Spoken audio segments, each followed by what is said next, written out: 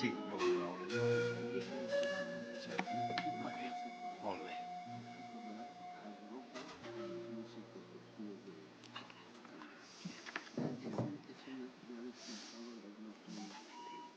Por allí por la calle Mayor, sí, sí, sí, sí. Y son unas cuantas notas.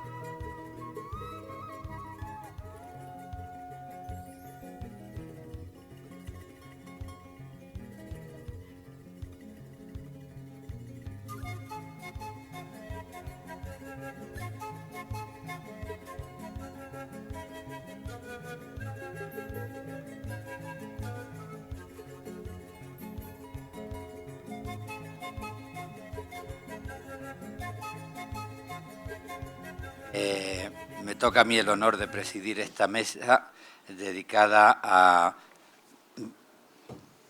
un tema que me parece muy interesante a la hora de hacer memoria de la literatura y de las relaciones entre las distintas miradas culturales.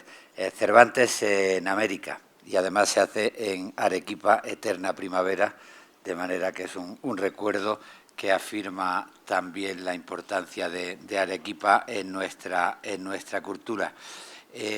La verdad es que la presencia de Cervantes en América es muy significativa y nos ayuda a comprender la evolución de nuestra historia compartida y de las posibles lecturas que se pueden hacer no solo de don Miguel de Cervantes, sino también de un libro fundamental como Don Quijote de la Mancha.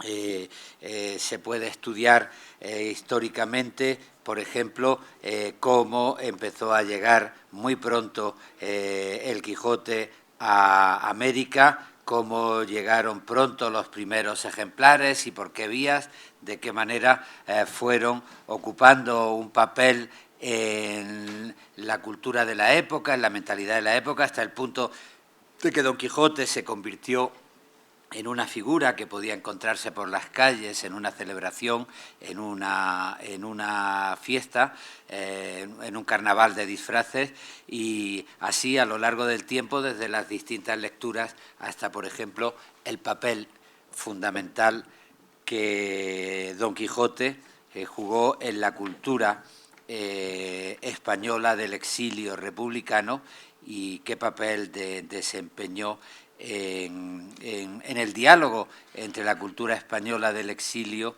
y la cultura latinoamericana. Recuerdo, por ejemplo, porque es una historia que a mí me emociona porque tuve la oportunidad de conocer al protagonista, como Eulalio Ferrer, un republicano español, salía al exilio y en un campo de concentración se le acercó un soldado y le propuso cambiarle el paquete de tabaco que Eulalio tenía por un libro. Y el libro era Don Quijote, y Eulalio Ferrer leyó el Quijote en el campo de concentración, en el barco que lo llevó a México.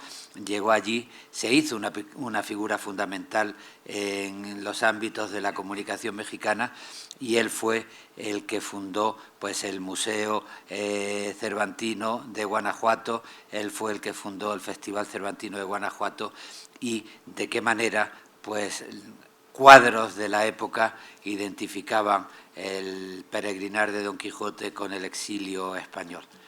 Podemos recordar, por ejemplo, a León Felipe entre los exiliados españoles que ya habían acudido a la imagen de Don Quijote.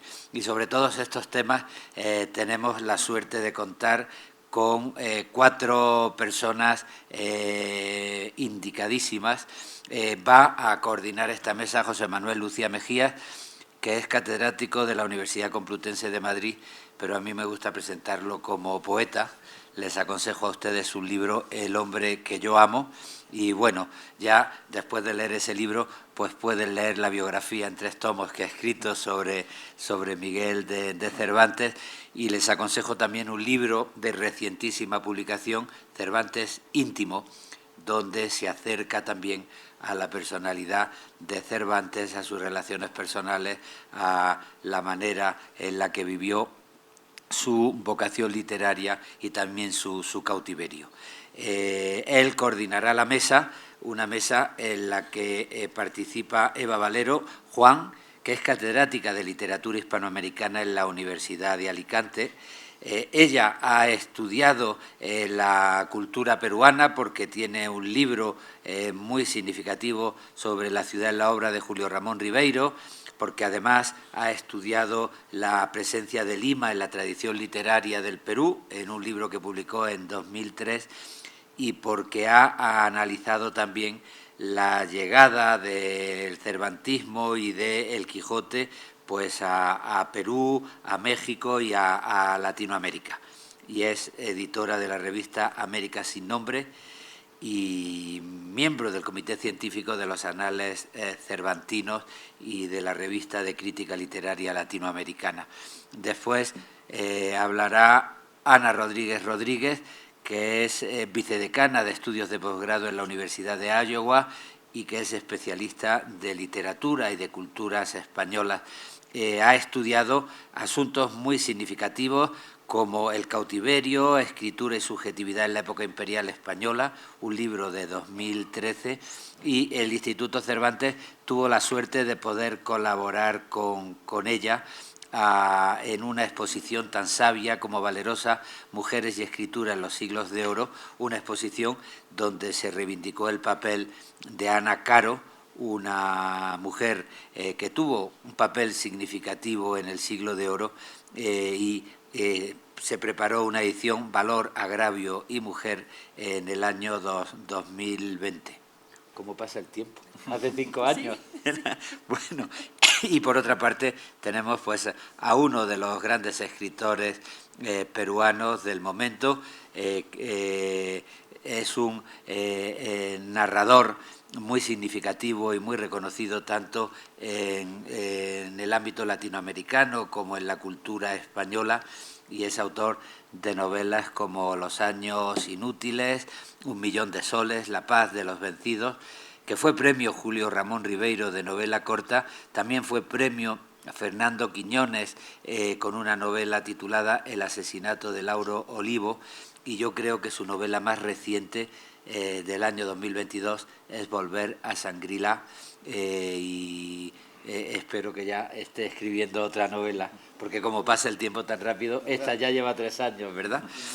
Pues un gusto poder reunirnos aquí para pensar sobre Cervantes en América, y le paso la palabra a José Manuel Lucía Mejía, que va a coordinar la mesa. Muy bien. Gracias. Buenas tardes y mil gracias, Luis, por convocarnos, por abrir este espacio, por reunirnos y por la magnífica labor que haces para que el español y todo este territorio que nos une y que en un momento dado conforma parte de nuestra identidad esté cada vez mejor y mejor representado. Les proponemos un viaje. Les proponemos un viaje desde el siglo XVII, desde el momento en el que Cervantes vuelve del cautiverio hasta los últimos momentos de nuestra vida, haciendo una parada especial precisamente en la influencia y en la lectura profunda y también intensa de Mario Vargas Llosa con El Quijote. Les ofrecemos un viaje por un sueño, el sueño americano de Cervantes, cómo ese sueño llega a tierras americanas, cómo ese sueño y esa presencia en tierras americanas va a tener un momento también de esplendor en el siglo XIX y en el siglo XX, con figuras como nos va a hablar la profesora Eva Valero Juan, ese territorio que le gustaba también tanto a Carlos Fuentes, hablar del territorio de la lengua, territorio del español, territorio que al final es el nuestro propio. Un viaje que no se queda solamente en la literatura, o no queremos que se quede solamente en la literatura, sino también queremos mostrar cómo ese sueño que en un momento dado a una persona tuvo hace 400 años está vivo, pero está vivo en los lugares también necesarios en donde los marginal y los marginados de pronto necesitan y tienen, gracias al Quijote y a Cervantes, un centro. Y ahí vamos a tener también el testimonio precisamente de la profesora Ana Rodríguez, de un espacio tan nuestro, pero al mismo tiempo que se nos va alejando, como es la experiencia de Estados Unidos. Y terminaremos con Jorge, precisamente con ese lector, escritor, que dialoga con ese otro escritor, lector, que es Cervantes, pero que al mismo tiempo dialoga con ese otro escritor, lector, que es Mario Vargas Llosa, en ese, al final, gran homenaje que le queremos hacer precisamente en Arequipa, en su tierra, tanto Cervantes, tanto Mario Vargas Llosa como, en un momento dado, las palabras de Cervantes. En el canto de Calíope, precisamente en la Galatea, en 1585, pero ya terminada en finales de 1583, como saben, Cervantes habla y hace un recorrido por diferentes poetas. Poetas, algunos que comienzan su andadura literaria en el Madrid del siglo XVI, como por ejemplo Luis de Góngora o Lope de Vega, y va a ser Cervantes uno de los primeros que va a alabar la obra literaria que comienza de estos autores, pero también va a hacer un registro de numerosos poetas latinoamericanos, entre ellos Diego Martínez de Rivera, pues su divino ingenio ha producido en Arequipa eterna primavera.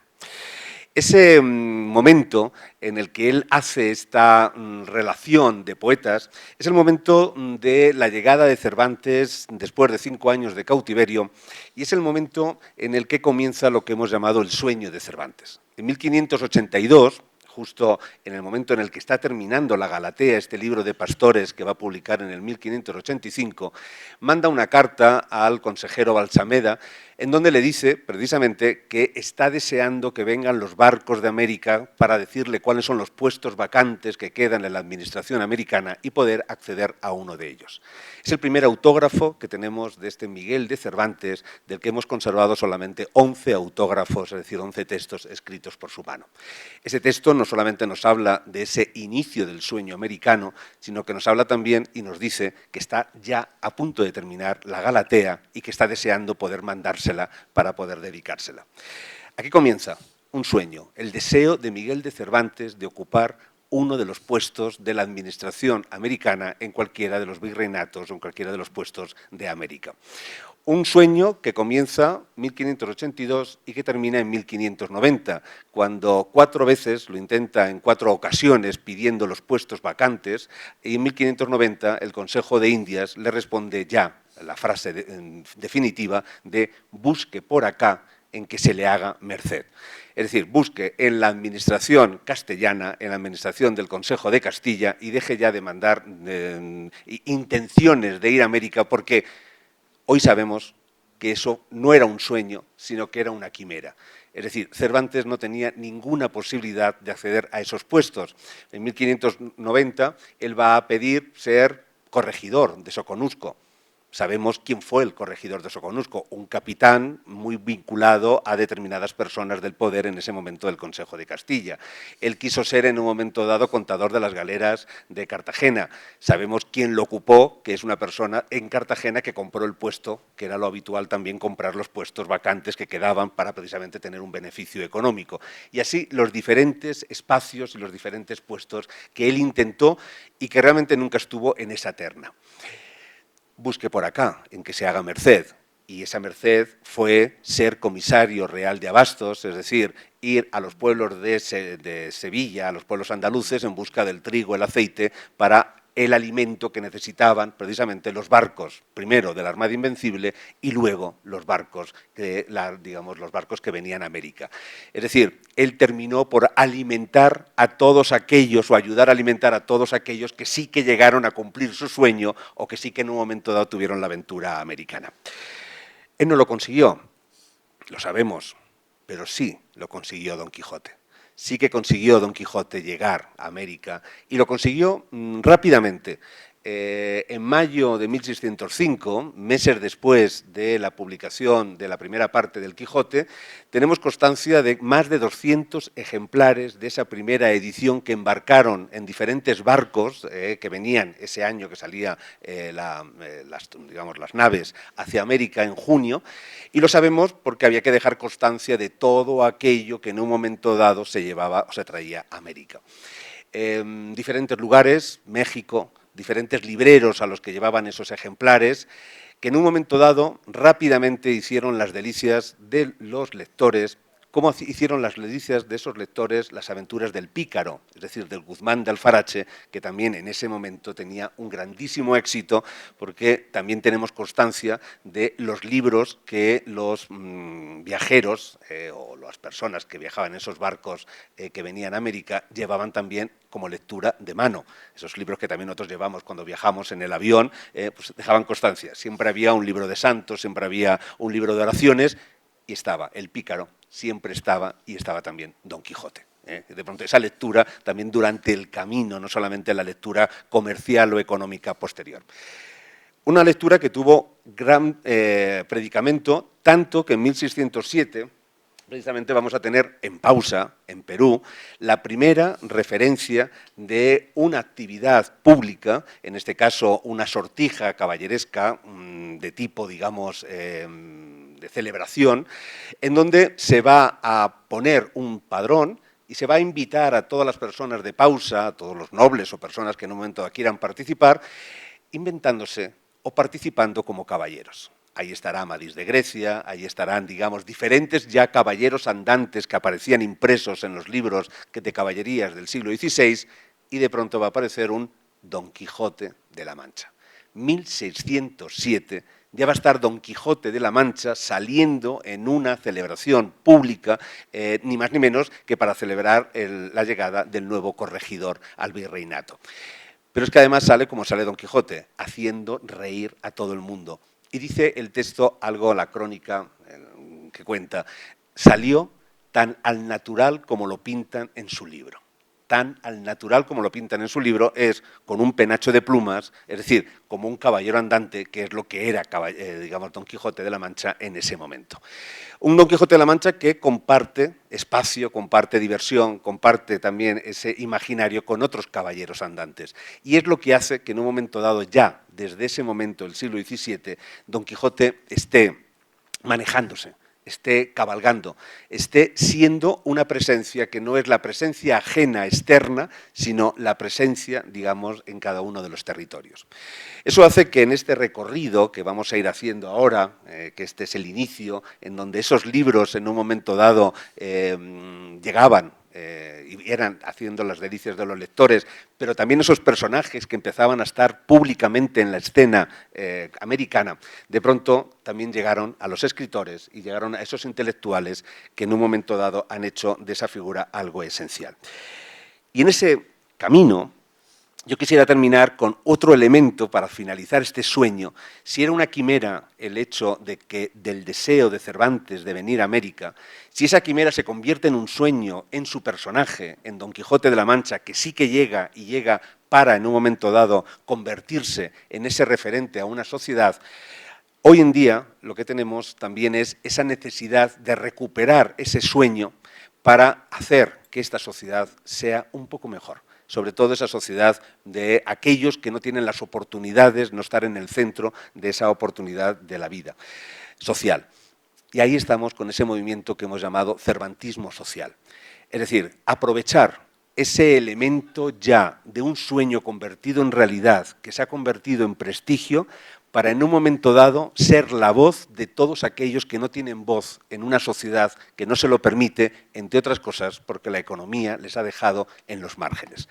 Y ahí tenemos las experiencias en Estados Unidos de una escuela que simplemente enseña inglés a emigrantes ilegales en la primera legislatura o en el primer mandato de Donald Trump, que ahora nos parece incluso un mandato, digamos, incluso, bueno, no voy a seguir, el mandato de Donald Trump, y de pronto solamente el hecho de enseñarles a hablar inglés a partir del Quijote, montando una obra de teatro que terminan exponiéndola y haciéndola en la Universidad de Harvard, en un momento dado, de pronto les cambia completamente la mirada.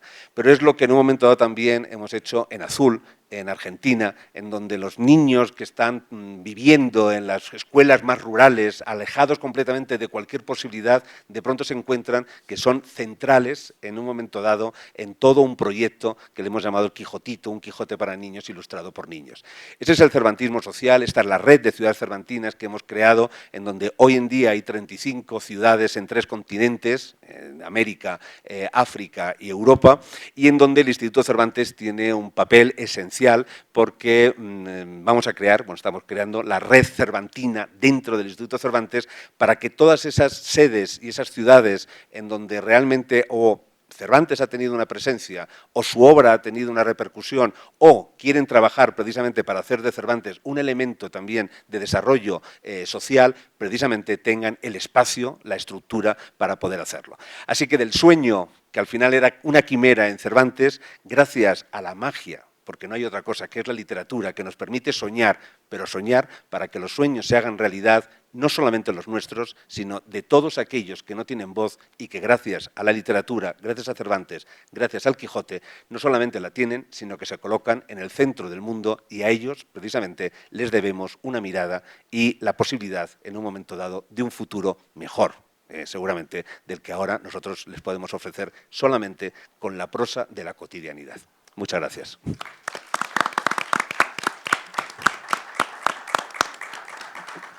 Bueno, y hemos empezado y ahora saltamos precisamente con Eva a ese desarrollo precisamente ya del cervantismo y de Cervantes en suelo americano. Muchas gracias, José Manuel. Buenas tardes. Yo no quiero empezar sin expresar mi profundo agradecimiento a Luis García Montero, director del Instituto Cervantes, por su invitación, por hacer posible que yo esté aquí, en este país al que me siento tan unida, en esta ciudad que es una verdadera maravilla, y además para hablar de un tema que me apasiona, como es el del Quijote en América. Hacerlo además con estos compañeros magníficos de mesa que casi nos hemos conocido estos días, quitando a Jorge, es magnífico. Y bueno, quiero agradecer también la presencia del público que nos acompaña en esta tarde cervantina, y muy en especial agradezco la presencia de nuestro gran novelista, escritor, narrador, Alonso Cueto. Te agradezco mucho que estés aquí, querido Alonso. Bien, para hilar mi intervención con la de José Manuel y continuar construyendo este recorrido por una biografía textual del Quijote en América, que desde luego se hace infinita, es inabarcable el tema, por supuesto, lo que voy a hacer es dar unas breves pinceladas que desarrollo en la publicación sobre 3 momentos clave de los siglos XIX a XXI en los que se construye ese eje del cervantismo social que nos acaba de enfocar José Manuel. Bien, si nos remontamos al siglo XVIII, ante todo, finales del XVIII, comienza a lavarse en la línea de la Ilustración pues la capacidad del Quijote para enseñar deleitando, una línea moralista, reformista, que a partir de comienzos del XIX van a ir desarrollando los escritores hispanoamericanos, añadiendo siempre nuevos matices, como vamos a ver. Con ello hicieron aparecer en los textos un Quijote reformador de costumbres a partir de la sátira, edificante con respecto al momento en que se gestaban las nuevas naciones latinoamericanas. Hay un cervantista mexicano muy reconocido, Francisco de Icaza, que denominó esta etapa de comienzos del XIX como período del cervantismo americano, encabezado por José Joaquín Fernández de Lizardi, que fue el autor de las primeras novelas hispanoamericanas a comienzos del XIX, entre las cuales está La Quijotita y su prima de 1818. No voy a entrar en ella, pero está muy en la línea de reforma, es decir, de convertir a la Quijotita, que es una medio loca con ínfulas de grandeza como Don Quijote, en la mujer madre ideal para la construcción de la nueva nación mexicana, ¿no? Bien. Hacia la segunda mitad del siglo XIX, las referencias a Quijote y a Cervantes, desde luego, se multiplican al compás en que además se editan numerosos Quijotes en diferentes países. Sobre todo en autores, esas referencias que fueron grandes ideólogos, los grandes pensadores, los grandes intelectuales de los nuevos países tras la independencia. Destaco hoy 2. En Argentina, Juan Bautista Alberdi, que escribió Peregrinación de Luz del Día, 1871, que nos sitúa a Don Quijote, a Pelayo, todos en Argentina, crea una cosa además que se llama, una colonia que se llama Quijotanía, para formular los planteamientos de la libertad, la virtud, la razón. Luego hay que destacar, por supuesto, a Domingo Faustino Sarmiento, que publica un ensayo titulado El Don Quijotismo en política electoral, lo publica en El Nacional en 1879, donde trae a colación a Don Quijote para presentar los problemas de la Argentina de aquella época, aquella década que es la posterior a la de su presidencia. Y fijémonos en lo que escribe Sarmiento. Dice: en el mundo de lo posible, Don Quijote es el progreso moral, es un programa de gobierno, de instituciones venideras. Ahí estaría el Instituto Cervantes más de un siglo después. Como vemos, toda una transformación, por tanto, de Don Quijote, convertido en ejemplo a seguir en la esfera política, símbolo del bien, símbolo del progreso, que poco después, 2 décadas después, van a estar ya aclamando los grandes intelectuales del 98 desde ambas orillas del Atlántico. Avanzamos, por tanto, hacia finales del XIX y, sin duda, pues la gran obra cervantina que todos recordamos es la del ecuatoriano Juan Montalvo, capítulos que se le olvidaron a Cervantes, que es del 1895. Tiene un extensísimo, jugosísimo prólogo titulado El Buscapié, donde subraya la altura moral de Don Quijote, pero añade algo fundamental, que es la universalidad de Don Quijote, ¿no? Entonces, leo, dice: pero el Don Quijote simbólico, esa encarnación sublime de la verdad y la virtud en forma de caricatura, este Don Quijote es de todos los tiempos y de todos los pueblos, y bienvenido será a donde llegue alta y hermosa esta persona moral. Por tanto, antes del 98 ya tenemos a Montalvo reclamando a un Don Quijote de todos y para todos. Bien. Esta conversión de Don Quijote en encarnación de la verdad, la virtud, la moral, válido para todos los pueblos, sería retomada después en el periodo ya de entre siglos, fin de siglo 98, como decía, por no solo los españoles, Unamuno, Azorín, Maeztu, Ganivet, sino también desde esta orilla por Darío, Rodó, Chocano, Palma, el cubano Fernando Ortiz. Todos escriben en este tiempo sobre el Quijote, cuando inician precisamente un diálogo cultural riquísimo tras el 98 de reconstrucción de puentes de comunicación intelectual y cultural entre España e Hispanoamérica. Recordemos, a modo de ejemplo, que los del 98 español reclamaron el espíritu quijotesco en numerosas obras. Ganivet, en 1897, señaló en su diario español al que tiene que ser el guía, ¿no?, del fin de siglo, y proclamó aquello de «Nuestro Ulises es Don Quijote». Y en El sentimiento trágico de la vida, Unamuno declaraba su culto al quijotismo como religión nacional y refrendaba a Ganivet cuando decía: «Donde acaso hemos de ir a buscar el héroe de nuestro tiempo, de nuestro pensamiento, por oposición a Europa, no es a ningún filósofo que viviera en carne y hueso, sino a un ente de ficción y de acción». Y esto de ficción y acción lo voy a retomar después. Más real que los filósofos todos, es a Don Quijote. En definitiva, un Quijote que se convertía entre siglos en ese modelo de vida que encarnaba en los debates de la época los grandes valores del mundo de la comunidad hispanoamericana: idealismo, generosidad, nobleza, también justicia, piedad, caridad, opuestos en los debates de la época al modelo anglosajón, que en la extensa bibliografía que desarrolla la llamada polémica latinos anglosajones, caracterizaban ese modelo por el culto a la fuerza, la competitividad, la superficialidad, el materialismo, etc. Bien. Desde Hispanoamérica fueron numerosos los intelectuales que desarrollaron esta polémica, y en sus textos siempre está Don Quijote y Cervantes como el símbolo, como el nexo, tras los acontecimientos de Cuba y esa creciente preponderancia de Estados Unidos que se trataba de combatir, ¿no? Textos que podamos citar de este tiempo de los americanos, por ejemplo, de Ricardo Palma, ya que estamos en Perú, sobre el Quijote en América, 1906, Palma fabula sobre cuándo llegó el primer Quijote a América, como hace él siempre. De Santos Chocano, el poeta, tenemos La ofrenda a España, en Alma América. Luego tenemos al argentino Evaristo Carriego, con varios poemas también, en sus misas herejes. Y fundamental es José Enrique Rodó, que tiene varios textos dedicados al Quijote. Por ejemplo, El Cristo a la jineta, Don Quijote vencido.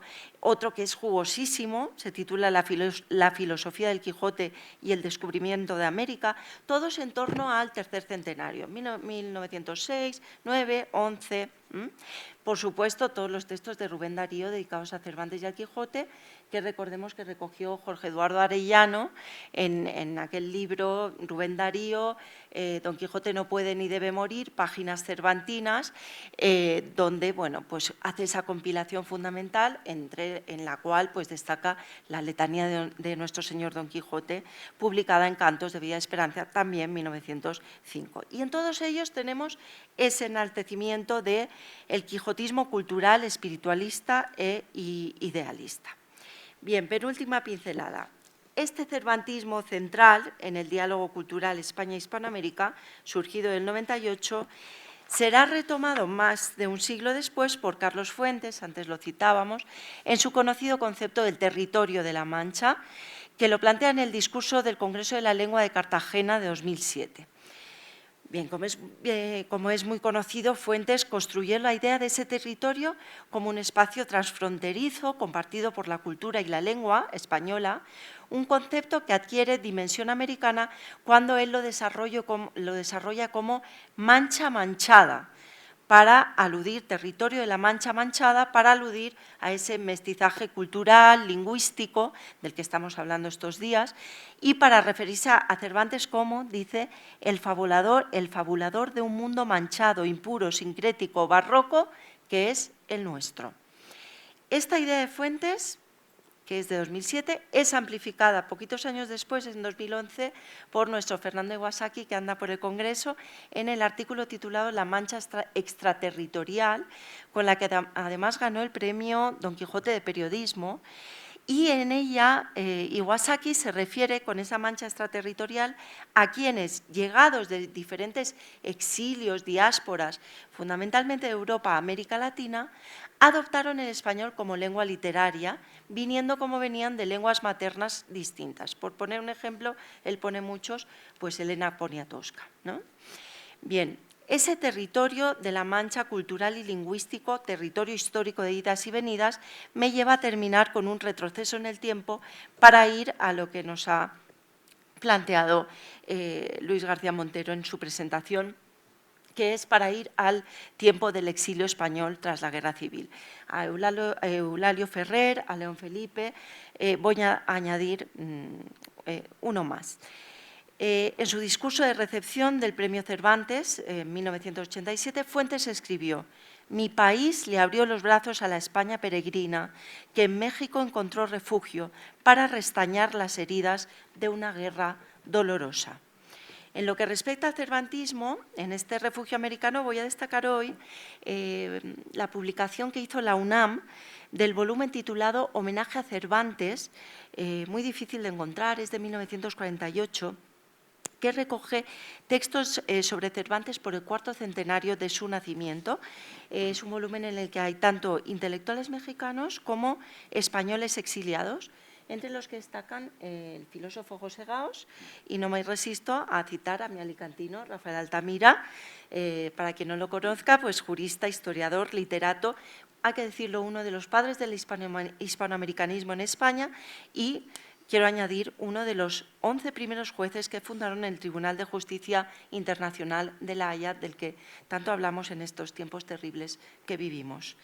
Concluyo con él mi última pincelada.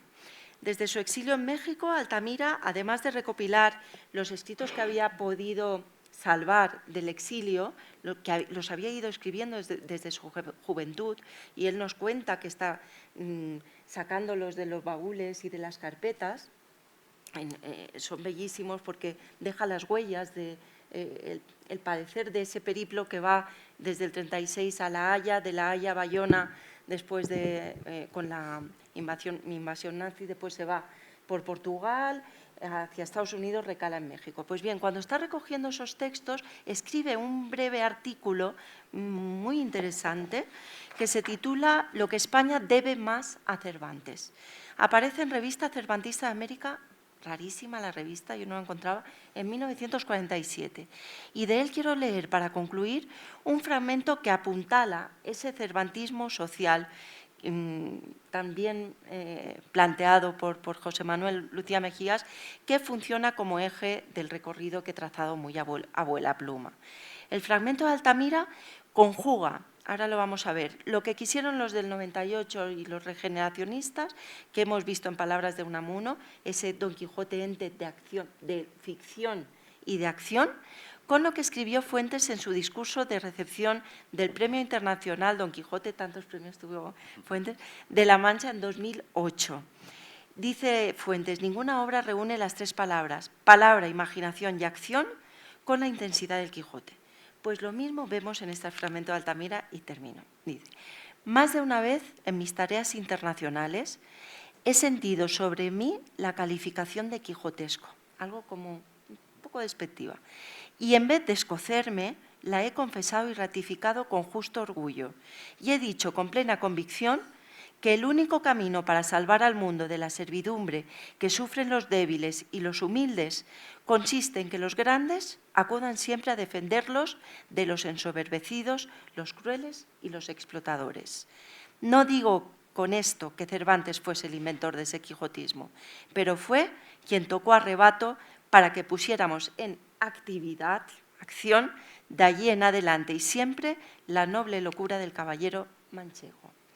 Concluyo, por tanto, con la idea del territorio de la Mancha cultural, lingüístico, extraterritorial, que dice Iwasaki, mestizo, que dice Fuentes, y también profundamente histórico.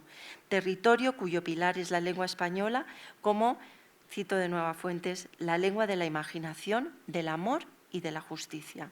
La historia de los textos mencionados, muy por encima, ha querido que ese territorio tenga en Cervantes y el Quijote a sus máximos representantes. Por ello, hoy estamos aquí en Arequipa, en esta nueva fiesta del idioma, que tantos intelectuales celebraron en el pasado, seguimos celebrando como la lengua de Cervantes. Muchas gracias.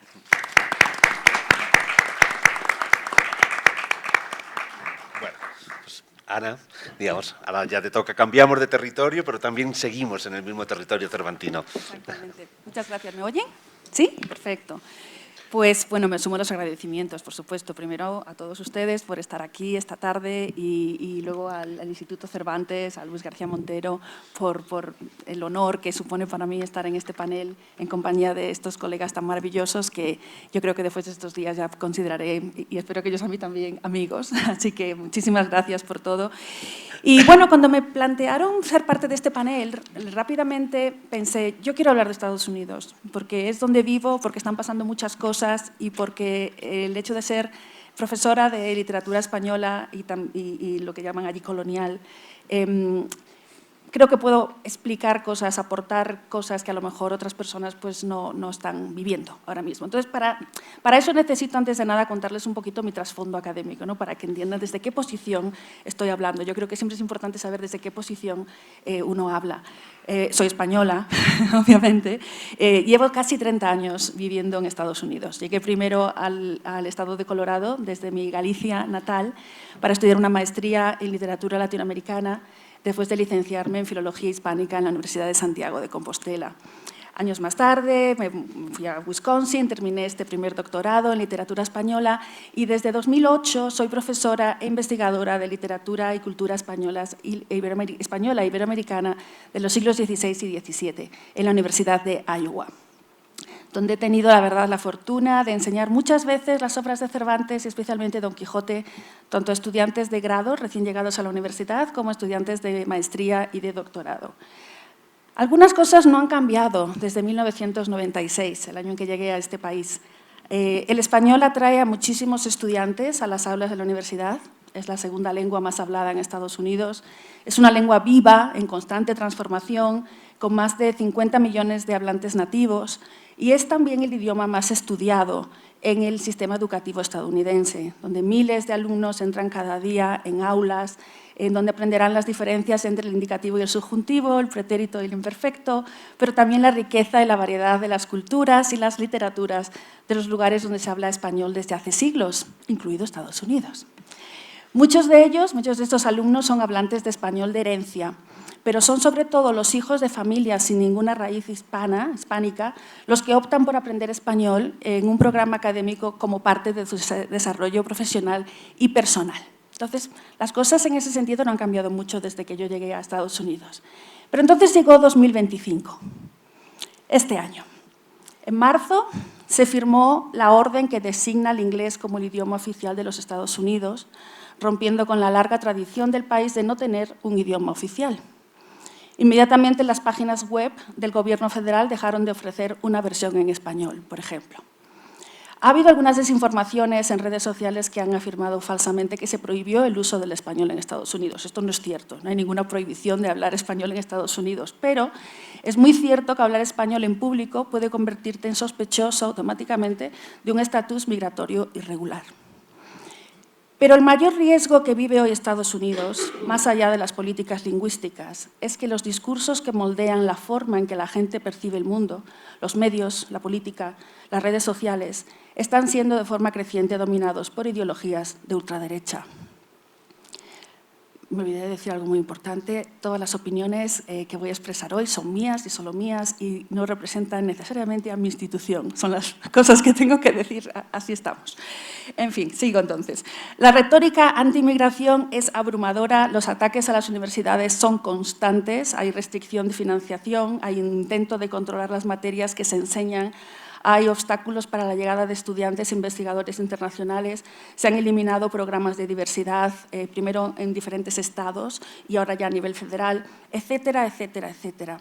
La polarización es el resultado lógico y yo creo que probablemente buscado de políticas sociales educativas impensables hasta hace apenas un par de años. Son además tiempos de apatía política o social, algo probablemente también buscado, en lo que lo único que parece unificar a ciertos sectores es la hostilidad creciente hacia poblaciones marginadas, incluidos, por supuesto, los inmigrantes.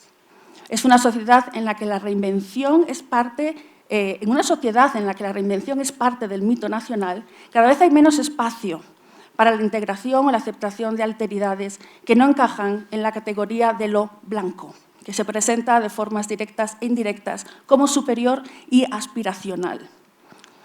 En este ambiente político y social, la enseñanza de una obra como Don Quijote no puede ser un acto académico neutral, yo por lo menos no lo veo así, sino que la enseñanza adquiere una dimensión de compromiso añadido, porque el aula, el texto, los debates pueden ser para muchos de los alumnos la única oportunidad de discutir ideas que se oponen a la creciente presión de determinados parámetros ideológicos. Don Quijote es una obra de enorme prestigio internacional. Muchas veces es la única obra en español conocida por los alumnos estadounidenses. Y esto nos da una enorme ventaja para poder explorar a través de él asuntos complejos y de plena actualidad en un marco de respeto intelectual que autorice los planteamientos propuestos en el aula, no solo por el profesor, sino sobre todo por los mismos alumnos. Por ejemplo, para explorar las contradicciones de algo tan comúnmente aceptado como el llamado sueño americano. Aunque es cierto que la influencia del Quijote en Estados Unidos no se ha dado a través de escuelas filológicas tan arraigadas como en otros países, su presencia en la cultura popular y su impacto en autores clave ha sido constante. En Estados Unidos el quijotismo ha estado más ligado al individualismo, a la capacidad de reinvención personal y social, pero al leer y discutir la obra, hoy en día los alumnos entienden algo mucho más importante. Entienden que Cervantes escribió sobre la condición humana y que cada punto de la novela refleja una tensión moderna que les afecta a ellos directamente. Por ejemplo, en la era de la desinformación, la locura de Don Quijote nos ayuda a plantearnos preguntas esenciales sobre cómo y por qué aceptamos ciertos discursos sin cuestionarlos. ¿Qué narrativa estoy viviendo? ¿Quién creó esa narrativa? ¿Me ayuda o me daña esa narrativa? En el Quijote también podemos ver que todavía es posible reinventarse. Hay una posibilidad de reinventarse, aceptando que la identidad no es única, sino polivalente, y debemos tener capacidad de transformar quiénes somos. Quien elige ser puede ser más poderoso que lo que los otros dicen que eres. El Quijote también nos muestra claramente que el humor revela verdades que la seriedad no puede decir sin riesgo. La ironía, el humor y la ironía no son solo entretenimiento, son herramientas de crítica y resistencia. Y también, por supuesto, el Quijote nos muestra que la conexión humana, como en la pareja entre Quijote y Sancho, pero muchos otros ejemplos que podemos ver en la obra, la conexión humana es el modelo de diálogo que la sociedad actual necesita. No tienes que estar de acuerdo con alguien para caminar a su lado con empatía. Don Quijote sigue siendo una guía para navegar el caos contemporáneo, yo creo que ahora más que nunca, y una herramienta educativa que promueve este pensamiento crítico y la reflexión sobre los valores humanos. Los alumnos valoran sobre todo algo que, en mi opinión, está en el centro del Quijote, que conectar con otros a través de las historias que nos contamos es lo más profundamente humano que existe. Lo que creo que es fundamental en la enseñanza del Quijote hoy en día es mostrar los puntos de contacto que tiene con la sociedad del siglo XXI, abordando asuntos vinculados a la raza, a la religión, a la identidad o a la clase social. Así los alumnos aprenden a analizar el pasado, una cosa no está reñida con la otra, analizar el pasado, vivir el presente y planificar el futuro a través de la literatura. En el mundo actual, dominado por la tecnología, por la inmediatez, Don Quijote aparte nos invita a los lectores y a los alumnos a detenerse, a reflexionar, a cuestionar sus propias ideas, su propia forma de ver el mundo y a sí mismos dentro de ese mundo. Y ese crecimiento intelectual y personal es el objetivo número 1 del curso. Es como yo me tomo estos cursos de Don Quijote. Mi objetivo es ese, que puedan entender quiénes son, dónde están, cómo se relacionan con ese mundo en el que viven. Y eso es mucho más importante para mí que ser capaces de recordar fechas o biografías, identificar narradores o memorizar nombres de personajes, honestamente. Un ejemplo que les quería dar muy brevemente acerca de cómo un pasaje del Quijote, un episodio del Quijote puede realmente ser muy ilustrativo para entender asuntos muy actuales es uno de mis favoritos, la historia del cautivo, de la primera parte del Quijote. En una realidad, en un mundo como en Estados Unidos, en que la alteridad es problematizada, simplificada y hasta atacada directamente, yo creo que ver el relato del cautivo como una exploración de nuevos mundos que se encontraban más allá de la conciencia europea en el siglo XVII, pero también de nuestra propia conciencia aquí y ahora, puede ser francamente productivo. Al narrar sus experiencias, Ruy Pérez no solo inventa al otro, de alguna manera, sino que también reconstruye su propia identidad a partir de la experiencia del cautiverio y del encuentro con la diferencia. En el corazón de la narración de Ruy Pérez está el encuentro con la otredad, con la alteridad, a través de la cual el protagonista traduce y reinterpreta su propia identidad.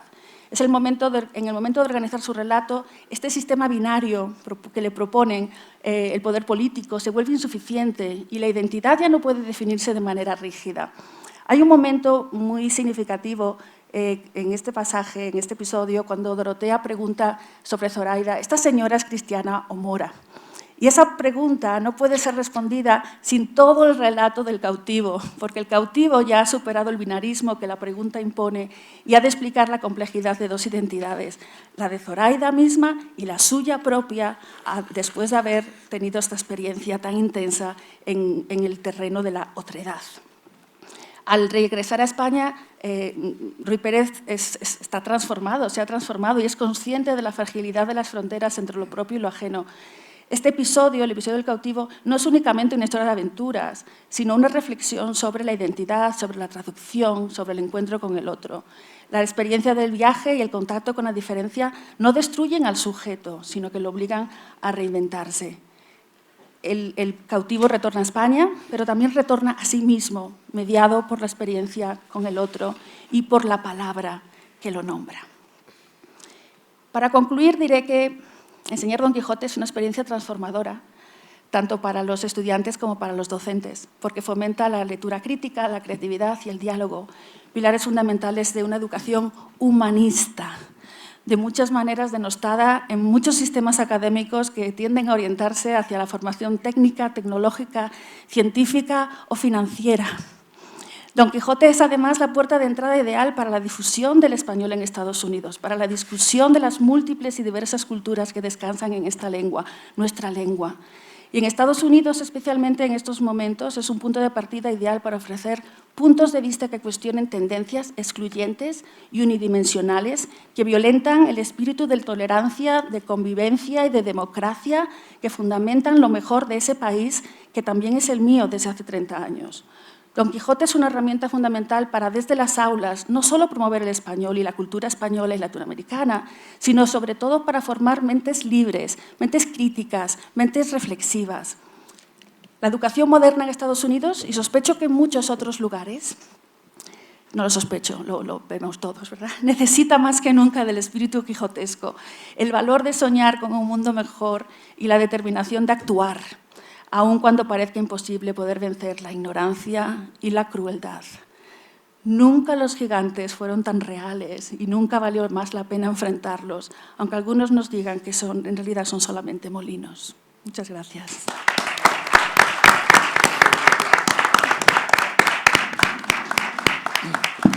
Hola, buenas tardes. ¿Se escucha, no? Sí.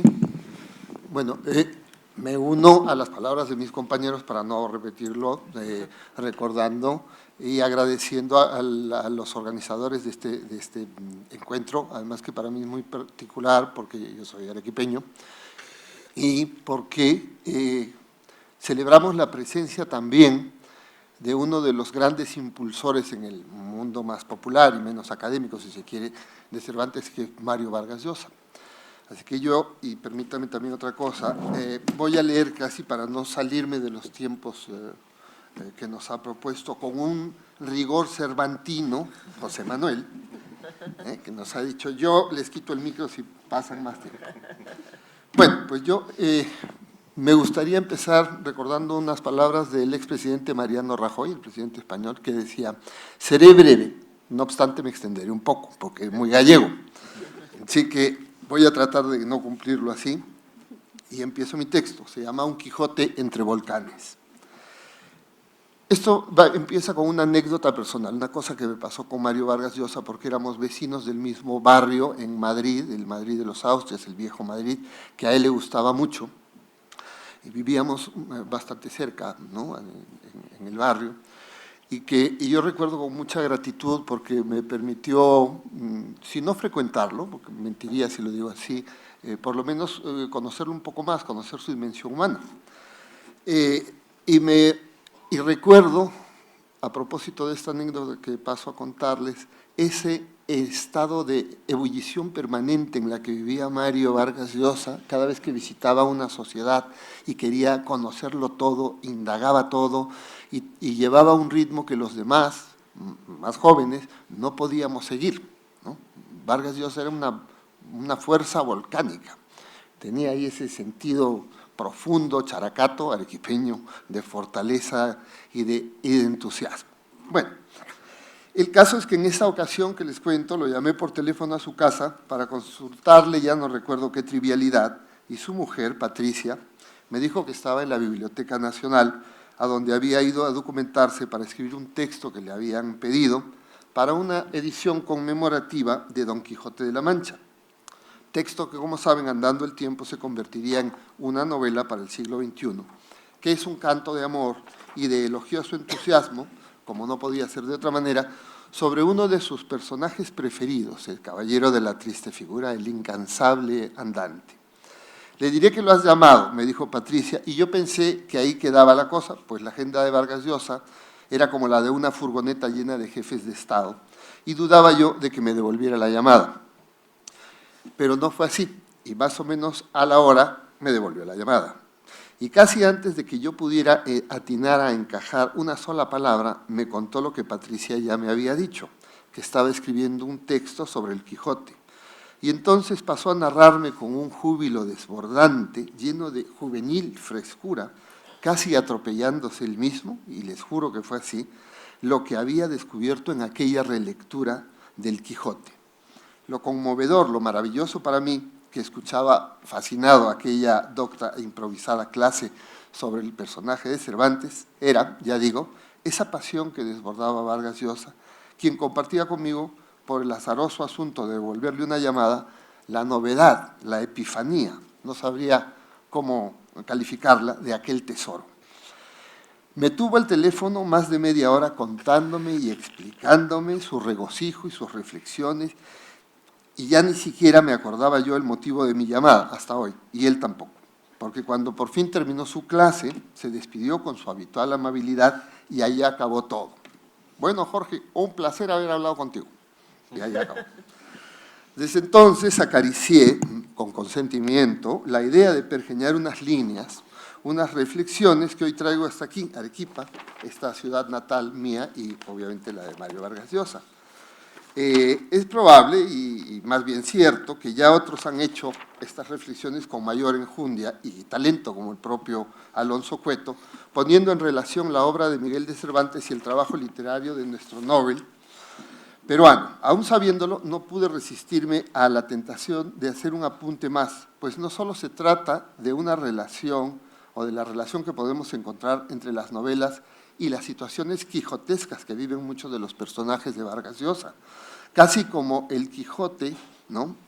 Como lo que vemos en el Quijote, y así he encontrado en esas peripecias ciertas similitudes, ¿no? Y yo creo que son bastante evidentes. Pensemos, por ejemplo, en Fushia de la Casa Verde, navegando por ese río interminable, con ese Aquilino, su compañero de desdichas y de viaje, que actúa como una especie de Sancho, como un Pepito Grillo, una voz de la conciencia, una manera de traerlo nuevamente a la oscuridad del mundo en el que viven y llenarlo un poco de bondad. Pensemos en la colombiana de Pantaleón que sorbe el seso al enamorado capitán Pantoja, y pensemos en Dulcinea. En fin, es tentador, como digo, pero me interesa más la propia idea de que Vargas Llosa es nuestro Quijote moderno, un Quijote nacido entre volcanes. Es naturalmente un parecido que encontramos más en el fondo que en la forma y que me permito intuir que el entusiasmo que siempre mostró Vargas Llosa por el Quijote es resultado de encontrar en este personaje, como en otros asuntos lo hizo con Madame Bovary y como también le ocurrió con el Tirant Blanc, algo que burbujeaba dentro de él, esa misma fuerza y potencia descomunal para ponerse al servicio de una gesta, y en este caso de la literatura. Digámoslo así, de inmolarse en ella hasta ser sorbido el seso, pero con la frialdad y la razón atemperando esos arrebatos, esas nevadas que dirían los arequipeños, como hacía Sancho con su señor. Podemos decir pues que dentro de Vargas Llosa alentaba Don Quijote y atemperaba Sancho. No en vano su recopilación de artículos se tituló Contra viento y marea, y ahí, entre muchas de sus observaciones, denuncias y reflexiones, podemos espigar la impronta quijotesca que lo llevó casi siempre, como bien sabemos, a discutir, objetar, pelear con unos y con otros, dedicándole a aquellas empresas intelectuales y de denuncia todo su ímpetu y esfuerzo. Una vez le escuché a Patricia decirle, Mario, cada vez que abres la boca generas una polémica. Bueno, sus entusiasmos, lo sabemos todos, eran muchas veces épicos y rozaban la desmesura. Creo que muchos descubrimos o volvimos a Madame Bovary contagiados de ese entusiasmo, ¿no? ¿Quién no le ha prestado, por otro lado, atención al Tirant Blanc, al menos en Hispanoamérica y más allá de los especialistas, como les decía, y los lectores muy conspicuos, de no ser por el conmovedor arrebato con el que Vargas Llosa habló de él en conferencias, charlas y artículos, hasta que caló hondo en los lectores? Fue una batalla que emprendió él. ¿No es acaso esta fiebre tan peculiar la que arrastra al Quijote a afrontar sus innumerables aventuras, precisamente atrapado por las novelas de caballerías, como el propio Vargas Llosa? Por otro lado, siempre he creído ver que las novelas del peruano son una enjundiosa recreación de lo que él a menudo ha llamado sus demonios, y a escribir con su constancia y férrea disciplina, pero sobre todo con su pasión, ha constituido una suerte de exorcismo que tenía algo de inmolación, como lo era la aventura a la que se lanzaba el afiebrado Quijano, viviendo esas peripecias insospechadas por las que, sin embargo, la vida merece ser vivida con plenitud, aunque zambullirnos de lleno en este menester, bien lo sabe el hidalgo caballero, nos provoque más de una decepción o descalabro. No de otra manera el joven Vargas Llosa consagró su vida e hipotecó su futuro dedicándose por entero a sus novelas y ficciones. Todas son, si se fijan, un poco de caballerías: La guerra del fin del mundo, de desafueros, Pantaleón y las visitadoras, de honor, Un héroe discreto, de amores exultantes y que de tan idílicos se acercan a la obsesión, Las travesuras de la niña mala. De hecho, sus personajes más queridos, o los que mejor recordamos, son verdaderos iluminados, quijotescos, en el sentido más exacto de la palabra, como lo es Pedro Camacho, el escribidor, el capitán Pantaleón Pantoja, Roger Casement, Antonio Consejero, Galileo Gal, Moreira César, hasta el último de sus honrosos locos, que componen esta bien lograda galería, Toño Azpilcueta, a quien la desmesura de escribir un libro que crece, ramifica y arborece lo lleva al derrumbe emocional, como al propio Pedro Camacho y a tantos otros tan quijotescos.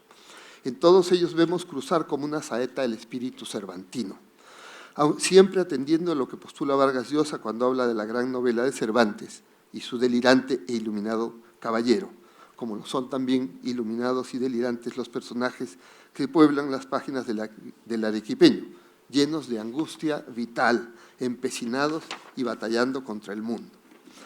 Bueno, no me voy a extender, de verdad, pero sobre todo me parece encontrar, como les decía al principio de estas palabras, en Vargas Llosa la herencia, el espíritu quijotesco que excede lo literario para convertirse en un agente social, alguien que ha denunciado dictaduras, autocracias, malos gobiernos, que ha polemizado furiosamente, que ha llevado a sus ideas, muchas veces cambiantes, con toda la honestidad y con todo el rigor que un intelectual debería demostrar. No han sido los suyos cambios motivados por el interés, sino simplemente por su fervor, por la honestidad y por la decencia. Y en eso es quizá el más cervantino, personaje que ha dado la historia última de la literatura en español. Muchas gracias.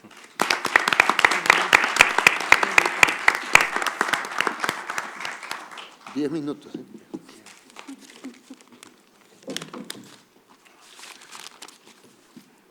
Bueno, muchísimas gracias a los cuatro. La verdad que ha sido una manera de recordar a Cervantes y de recordar las huellas del Quijote y de recordarnos a nosotros como lectores que nos hemos formado en ese espíritu cervantino, que me parece bien interesante presentarlo como un cervantismo social y tomar conciencia de la labor que se puede hacer a través de Cervantes en el mundo de identidades cerradas en el que estamos viviendo. Pues muchísimas gracias.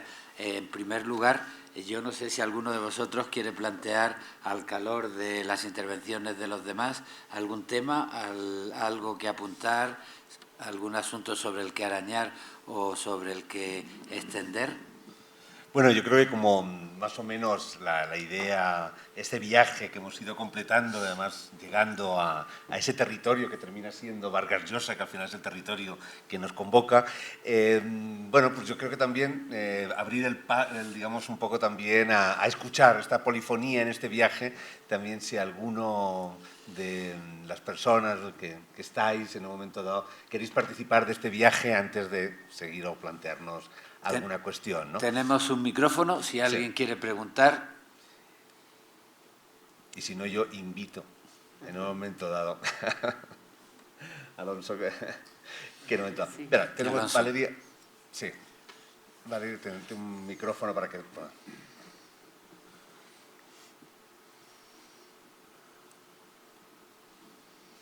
Gracias. Bueno, muchas gracias a todos ustedes por intervenciones tan interesantes, tan estimulantes y también tan emocionantes, ¿no?, para los lectores. Y me llama mucho la atención estas relaciones que hay entre los viajes, el movimiento, como has dicho Jorge Eduardo, Fuchilla y Aquilino, que van avanzando, y eso me trae también la idea de la obra de Cervantes y la de Vargas Llosa como un elogio a la amistad.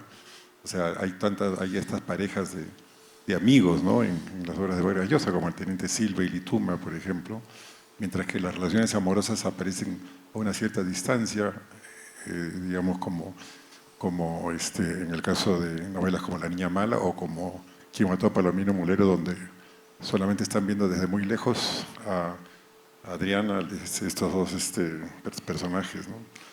Y bueno, también la idea de la libertad, ¿no?, que es tan común a los dos, ¿no?, la idea del libre albedrío, del descubrimiento del espacio, ¿no?, del espacio nuevo. Hay todas estas relaciones, como has dicho muy bien, el sentido utópico del movimiento, el sentido utópico del viaje, la idea del caballero y la idea del caballero moderno como finalmente un caballero que fracasa pero que mantiene en alto sus ideales, ¿no? Así que es muy fascinante seguir encontrando todas estas semejanzas, ¿no?, entre ellos, la idea de estos presos, ¿no?, que libera el Quijote, ¿no?, cuando libera a Ginés del Pasamonte, por ejemplo, y los galeotes, ¿no? Y bueno, lo que hace Antonio Consejero con los canudos, ¿no?, que son todos unos descastados que también libera y que, digamos, los lleva a un futuro, ¿no? Bueno, temas infinitos que, como ha dicho bien Ana María, tienen que ver con nuestra vida, con nosotros, con todo lo que estamos viviendo siempre, ¿no? Muy bien, muchísimas gracias. La verdad que habitar, ¿no?, y sentirnos atravesados por este territorio, que además no solamente lo compartimos en el ámbito que puede ser de la lectura o de la literatura, sino también en el ámbito cotidiano. El ver cómo en las ferias, cómo de pronto Don Quijote y Sancho dejan de ser solamente personajes para terminar siendo espejos de nuestra propia conducta, de nuestros propios deseos y a veces también de ese universo, ¿no?, que en un momento dado también es en el día cotidiano, ¿no? Bueno, no sé si tienen alguna pregunta más, algún comentario, tampoco tienes una pregunta, ¿no? Es participar en este viaje.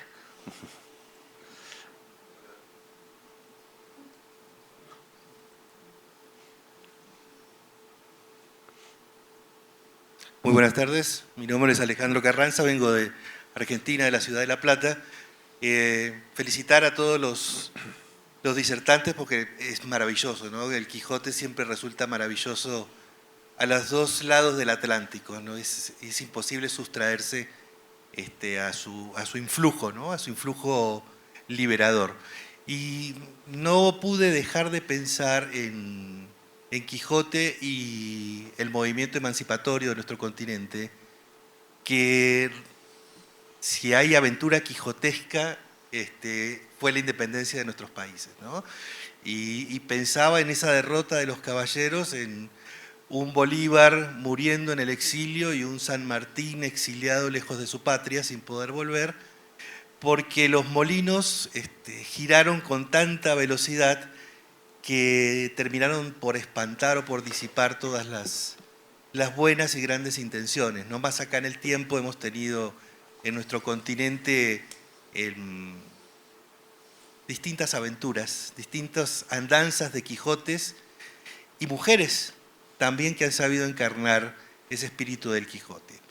Y no pude, y con esto, para no abusar del tiempo, se me ocurrió, y va a ser interesante cuando volvamos, plantear el paralelo entre nuestra obra cumbre en Argentina, símbolo nacional, el Martín Fierro, con el Quijote. Si bien toman caminos distintos, muy distintos, pero de una acción decidida, con la derrota del que sufre injusticias, ¿no? Después la discusión está de por qué los argentinos elegimos al Martín Fierro y no elegimos otra cosa. Bueno, y porque somos profundamente cervantinos. Nada más, muchas gracias. Gracias. Muy bien. Sí. Yo quería responderle, me parece muy bella ese acercamiento del quijotismo, de la independencia. También se ha hablado mucho del quijotismo, del descubrimiento y de la conquista, y quería recomendarle que lea un artículo de Miguel de Unamuno que se titula precisamente Don Quijote y Bolívar. Y a mí me alegra muchísimo que haya mencionado a mujeres también, y dentro mismamente del Quijote. Yo no he hablado de eso hoy, pero dentro del Quijote hay muchos personajes que encarnan este mismo espíritu, por mencionar a Marcela o Dorotea y muchas otras más, ¿verdad? Y yo, repito, hoy no lo he mencionado, me hace Zoraida, que también tiene posibles lecturas interesantísimas, pero me alegra muchísimo esta mención a lo femenino, ¿verdad? Efectivamente, muchas gracias. En esas actividades que hablábamos de azul, ya que estamos en Argentina y vamos a Argentina, uno de ellos era en los colegios. Hay un programa que se llama El Quijote nos une, en donde reunimos a niños de Brasil, de Argentina y de Alcalá de Henares. Y les hicimos una vez que inventaran y pensaran qué se dirían Don Quijote y el Martín Fierro. Y fue maravilloso ver cómo los niños, porque lo primero, claro, los niños argentinos lo primero que decían era, bueno, se tomaban un mate. Entonces, claro, se toman el mate y empiezan a hablar. Y entonces, a partir de ahí, pero era maravilloso porque en ningún momento se planteaban que eso no podía existir, sino que simplemente aquello que en un momento dado, y lógicamente, como bien decías, planteaban eso, ¿no? ¿Qué utopías en un momento dado los dos soñaban y qué utopías además en un momento dado los dos querían hacer juntos, ¿no? Y eso también es lo que hace que en un momento dado esos textos, ¿no? Formen parte de sus posibilidades, ¿no? Y de esa identidad que al final no solamente es nacional, sino que termina siendo infantil, digamos, aquello que en un momento dado les da oportunidad de vivir en el mundo, ¿no? Qué bonito. Bueno, alguna cosa... Perdón, sí. Ah, sí, perdón. No. Hola. Sí, bueno, no, saludo la presencia de todos ustedes. Esta pregunta va dirigida a Jorge Eduardo Benavides. Bueno, en forma específica, qué bueno que estés aquí, Jorge. Aquí leemos bastante tus textos, tus libros. Me ha parecido muy interesante la relación metafórica que has hecho entre Vargas Llosa como sujeto las obras de Vargas Llosa y el sentido quijotesco de la vida, ¿no? Me parece que habría que incluir también el carácter, digamos, sarcástico que tiene bastante Vargas Llosa, el sentido de humor que le impregna en sus obras, esa satírica que hay en toda su narrativa, ¿no? Y bueno, voy a hacerte una pregunta polémica también, como lo ha sido Vargas Llosa, por supuesto, y como lo has manifestado dentro de la anécdota que nos has contado. El apoyo que él tuvo a Keiko Fujimori, la hija del dictador, ¿crees que también puede ser considerada como una herencia quijotesca o más bien es resultado de la nevada arequipeña? Hola, muy interesante la observación, porque yo creo que un intelectual como Vargas Llosa, una persona que yo siempre he considerado básicamente decente, puede también equivocarse, por supuesto que sí. Y para mí ese apoyo a Fujimori, yo nunca lo he conocido tanto a él, es decir, ha sido, miren, a mí me ponen cada vez en una cierta tesitura, porque me dicen, tú fuiste amigo de Vargas Llosa, y yo digo, sí, pero a veces debería decir, no tuve esa relación como Alonso, no tuve una relación tan grande, pero si digo eso parece que estuviera diciendo que no fue amigo, y él fue muy generoso. Bueno, esto simplemente para decir que muchos de quienes lo conocimos más cercanamente, como mucha otra gente, quedó perpleja con ese apoyo a Fujimori. Y la verdad no sabría a qué atribuirlo, porque fue ya en sus últimos años, ¿no?, con vida, y yo no lo entendí, y yo no lo entiendo.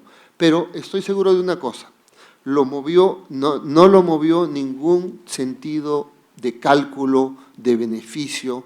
Yo creo que era perfectamente consciente de que al hacer eso, por sus ideas, por lo que él pensaría, se estaba inmolando en los últimos años de su vida y dando pábulo a todas esas personas que lo han detestado y han hablado de él en cualquier momento mal, ¿no?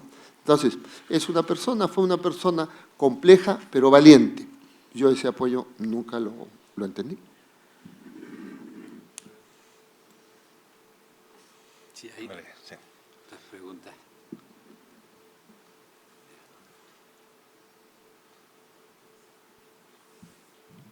Bueno, muy buenas tardes, muchas gracias.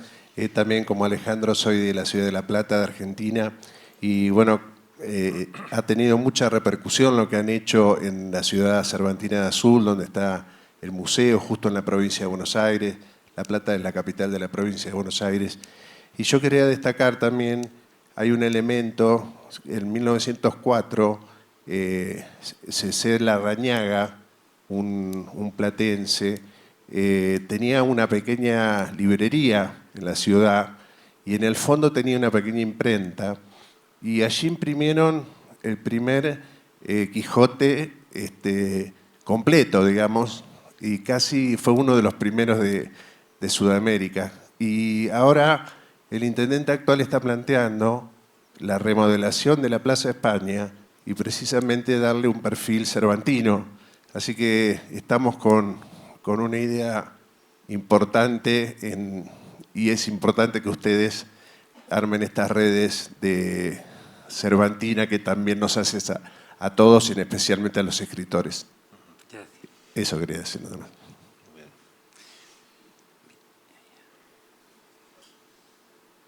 Sí, vale.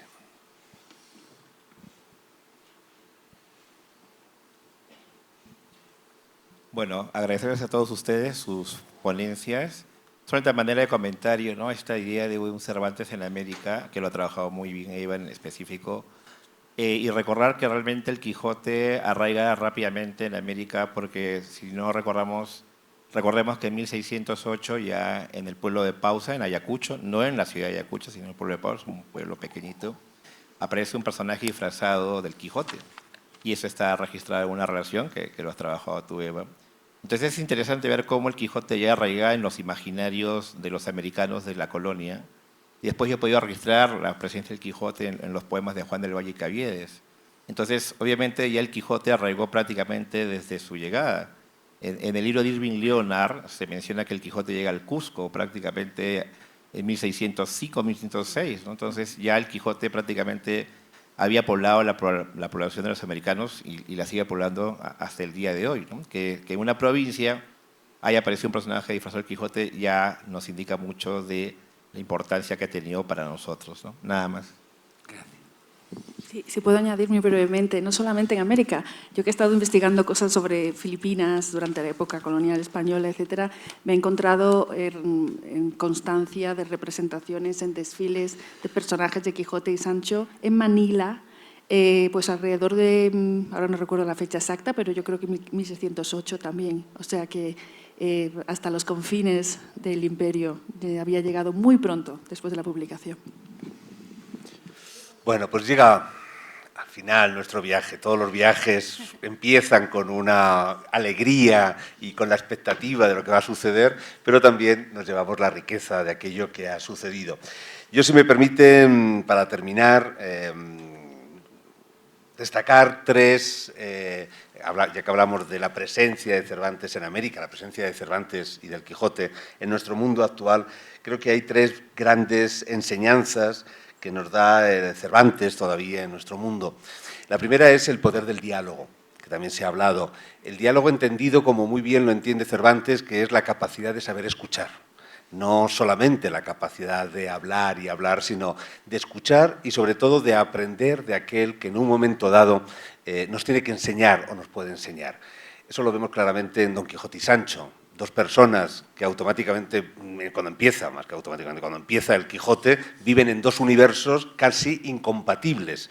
Y cuando termina el Quijote, gracias a que han estado escuchándose continuamente, al final han terminado enriqueciéndose los dos. Eso me lleva a la segunda enseñanza, que es entender al otro no como aquel que es el enemigo, aquel que en un momento dado viene para acabar con lo que sabemos, sino precisamente aquel que viene a enriquecernos porque nos ofrece otras formas de ver y de entender el mundo. Si Don Quijote empieza quejándose, incluso dándole golpes a Sancho Panza porque no deja de hablar en refranes, al final del Quijote él termina hablando en refranes. Y de la misma manera que don Sancho Panza no entiende nada de lo que empieza a decirle Don Quijote en los primeros capítulos, termina hablando de filosofía cuando recuerden aquello de que la vida es como una partida de ajedrez, que durante está jugándose la partida cada pieza tiene una posición y por tanto un determinado poder, pero cuando acaba la partida, igual que cuando acaba la vida, todos vamos al mismo lugar, que es a un saco o a una tumba, ¿no? Y eso lo dice Sancho Panza precisamente porque ha aprendido del otro. Y la tercera viene de esa frase que a mí seguramente sea de las que más me importan del Quijote, o por lo menos me parece más de esa parte esencial de ese cervantismo social, que es yo sé quién soy. Tener la voluntad de estar en este mundo, pero también tener la voluntad de saber por qué estás en este mundo y además por qué finalidad en un momento dado podemos estar. Y ese yo sé quién soy, que es simplemente una frase que se repite continuamente en el teatro del Siglo de Oro, pero Cervantes hace un pequeño cambio. Los pequeños cambios terminan siendo las grandes revoluciones. La frase que se repite en los siglos de oro, en el teatro del Siglo de Oro, es precisamente yo soy quien soy, que es el inmovilismo total, es la impotencia de cambiar cualquier cosa.